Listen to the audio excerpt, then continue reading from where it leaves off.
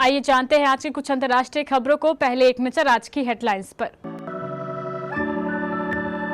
Bhajpa JDS महिलाओं का सम्मान करती है तो पीड़ित महिलाओं से मिले। कैसरगंज में बड़ा सियासी दांव चलने की तैयारी में बीजेपी। गर्मी को देखते हुए बढ़ाया गया मतदान का समय।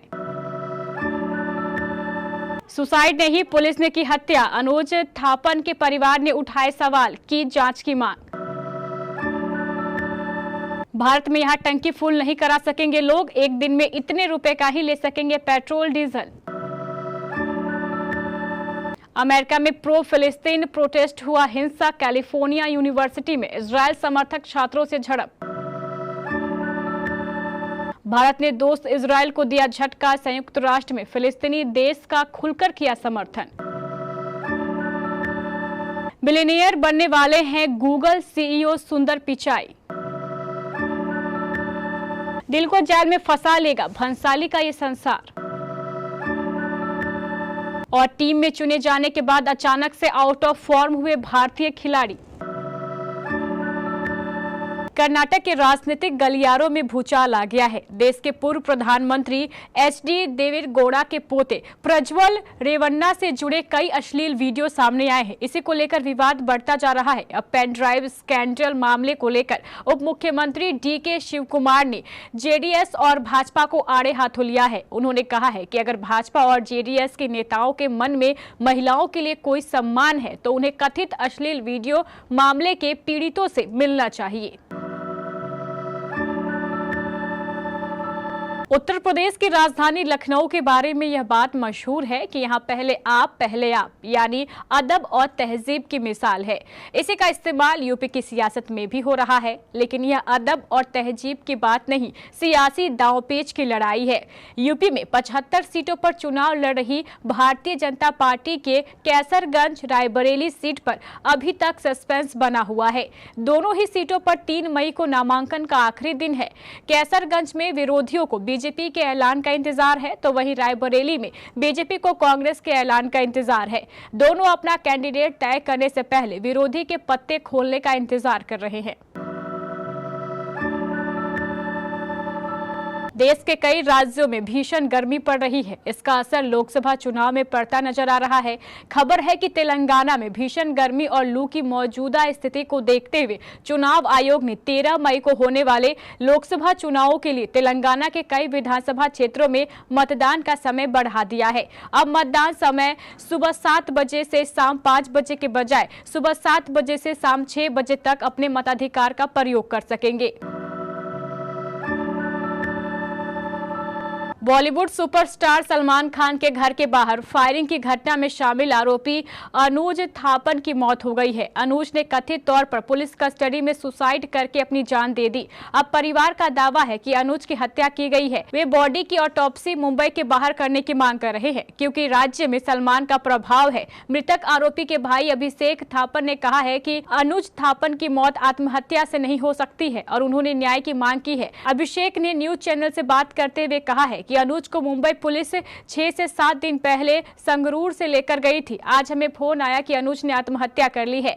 वह ऐसा नहीं था जो आत्महत्या कर सकता, उसकी पुलिस ने हत्या की है। हम न्याय चाहते हैं। वह एक ट्रक हेल्पर के रूप में काम करता था।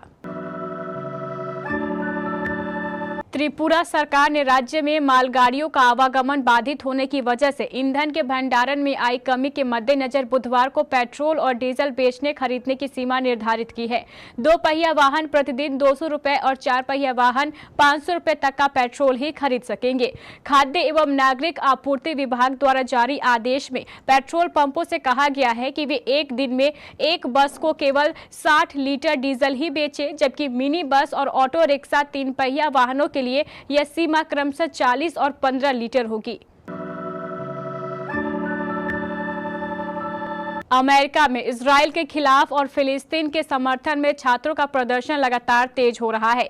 अमेरिका की कई यूनिवर्सिटी में स्टूडेंट सड़कों पर है। इस बीच न्यूयॉर्क पुलिस ने कोलंबिया यूनिवर्सिटी के 300 से अधिक छात्रों को गिरफ्तार कर लिया है। अमेरिका की कोलंबिया यूनिवर्सिटी और कैलिफोर्निया यूनिवर्सिटी में हिंसक प्रदर्शन हुआ। यूनिवर्सिटी कैंपस में हिंसक टकराव हुआ जिसमें कई लोग घायल हुए हैं। पुलिस ने कोलंबिया विश्वविद्यालय के हैमिल्टन हॉल पर कब्जा किए छात्रों को हटाया। ये लोग 30 अप्रैल से इस हॉल पर कब्जा जमाए थे। बता दें कि हैमिल्टन हॉल रंगभेद के खिलाफ जारी संघर्षों के लिए जाना जाता रहा है। हालांकि उसे हिंद हॉल कहा जाता है जो हिंद रजब्बा की याद दिलाता है। हिंद रजब्बा 6 साल की एक बच्ची थी जो गाजा में इजराइल की बमबारी में परिवार सहित मारी गई थी। भारत ने गुरुवार को इजराइल और फिलिस्तीन के लिए 2 राज्य समाधान के लिए नई दिल्ली प्रतिबद्धता को दोहराते हुए संयुक्त राष्ट्र का सदस्य बनने के लिए फिलिस्तीन के प्रयासों का समर्थन किया। संयुक्त राष्ट्र की एक बैठक में भारत की अस्थायी प्रतिनिधि रुचिरा कंबोज ने कहा, भारत 2 राज्य समाधान का समर्थन करने के लिए प्रतिबद्ध है, जहां फिलिस्तीनी लोग इजराइल की सुरक्षा जरूरतों को ध्यान में रखते हुए सुरक्षित सीमा के भीतर एक स्वतंत्र देश में स्वतंत्र रूप से रहने में सक्षम है। उन्होंने संयुक्त राष्ट्र में फिलिस्तीन के आवेदन पर पुनर्विचार करने की बात कही। भारत के इस कदम को इजराइल के लिए झटके के रूप में देखा जा रहा है, जिसके प्रधानमंत्री फिलिस्तीनी राज्य को खतरे के रूप में देखते हैं।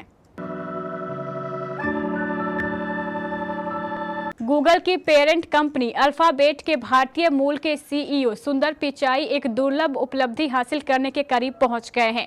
उनकी नेटवर्थ $1 अरब पहुंचने वाली है। पिचाई बिलियनर्स लिस्ट में शामिल होने वाले दुनिया के पहले नन फाउंडर टेक एग्जीक्यूटिव होंगे। पिचाई साल 2015 में गूगल के सीईओ बने थे। उसके बाद से कंपनी के स्टॉक में 400% से अधिक तेजी आई है। S&P की तुलना में इस शेयर का प्रदर्शन काफी बेहतर रहा है। शुक्रवार को कंपनी ने अपनी पहली तिमाही के नतीजे की घोषणा की। इस दौरान कंपनी की इनकम उम्मीदों से बेहतर रही। इससे कंपनी का शेयर नए रिकॉर्ड पर पहुंच गया।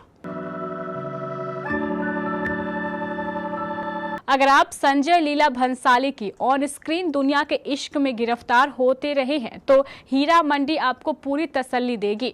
इस शो पर भंसाली के सिग्नेचर स्टाइल की छाप, शो के क्रेडिट रोल में उनके नाम की जितनी भी तगड़ी है। हर एपिसोड की शुरुआत में डायरेक्शन और एपिसोड के आखिर में म्यूजिक और डायरेक्शन के साथ संजय लीला भंसाली का नाम स्क्रीन पर थोड़ी देर टंगा रहता है।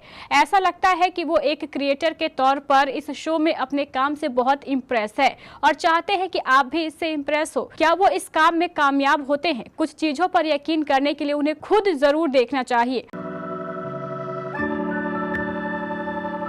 आगामी T20 विश्व कप के लिए मंगलवार को भारतीय टीम का ऐलान हुआ।